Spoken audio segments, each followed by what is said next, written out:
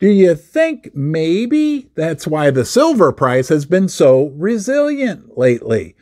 There's no physical gold or silver available in any quantity.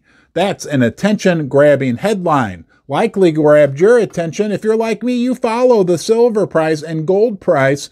So when you hear that, your ears perk up. We know the situation at our local coin shops. We know the situation at the big online bullion dealers here in the United States. But what is going on a much larger scale, much larger scale, which that attention-grabbing headline refers to, that could have a much bigger effect on the price of gold and silver?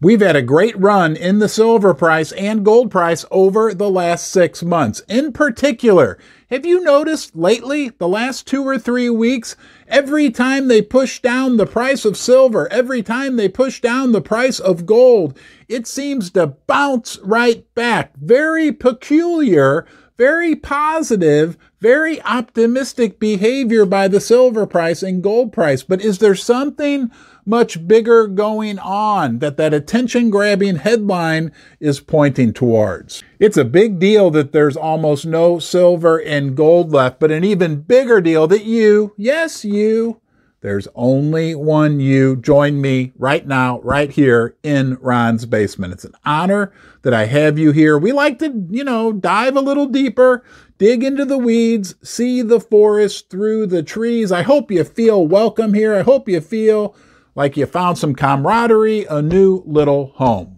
I understand if you grow frustrated by the paper, electronic, unicorn fart dust markets where gold and silver price are dictated. The LBMA in London, England, the COMEX here in the United States. But things are getting very difficult on those markets. That headline I read you was from King World News, and I've got a couple quotes. These are from Alistair McLeod regarding what's going on right now on those markets.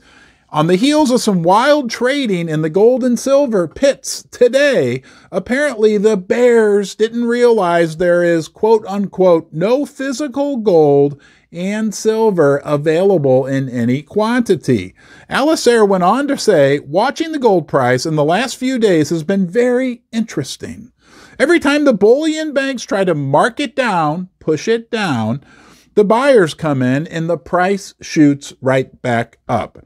Today, they took it down to 1970. This is Friday of last week, before it bounced back $27 in the matter of just a few hours. Buyers, many of which will stand for delivery, that's very important, we're going to talk about that in a little bit, have learned the game played on the COMEX and are quietly using it to remove all liquidity. What's going on, guys, is buyers are coming into the big electronic markets and not just saying, oh, we just want to trade the paper contracts. They're saying we want delivery of the metals because they know the price has been artificially suppressed down. As an example, the COMEX, January through today, April 22nd, 118 tons have stood for delivery. That's gold, okay? To put that in perspective, on an annual basis, if that keeps up, that would be, what, 360 tons of gold standing for delivery? The entire gold mine output from the United States for the entire year is only less than half of that at 170 tons.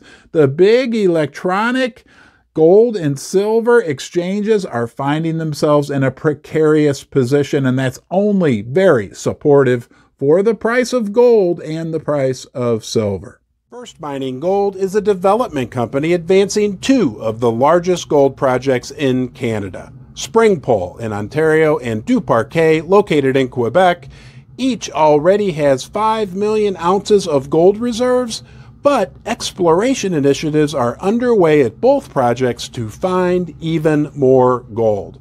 First Mining is well-financed, has zero debt, and owns an interest in 4 additional Canadian gold development projects. Does it sound like to you that it's not just us small-time retail silver and gold investors who are snatching up all the metal, but the big players are draining it as well? Do you think maybe that's why the silver price has been so resilient lately? Bear in mind there's almost 400 paper contracts for each 1 real ounce of silver that's traded on these electronic exchanges. And people are draining what are already historically low levels of metals held in the vaults at those exchanges. That's what backs up all those paper, electronic, unicorn fart dust contracts they have. That metal has been being drained. The levels in the vaults, again, near historic lows, and we've got 400 contracts for each 1 ounce of real silver.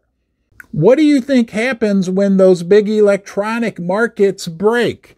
I think it'll be real interesting for the price of gold and the price of silver. And all this is happening on a retail level, but now we're seeing it on a much larger scale as well, because the world is turning their back on the US dollar and moving to real money, real assets, the thing that's been valuable for thousands and thousands of years, silver and gold. If you don't hold it, you don't own it. We've known that for a long, long time, correct? But does it feel like now that the big players in the world, the big money, and the most sophisticated financial institutions in the world central banks, are joining us in that mantra? They're taking delivery off the big electronic exchanges. They're buying gold at a record pace. Boy, it sure is going to be an interesting months, quarters, and years ahead. I'll be here for you through it all. Watch another video. Come back and join me here in the basement again. I'll see you soon.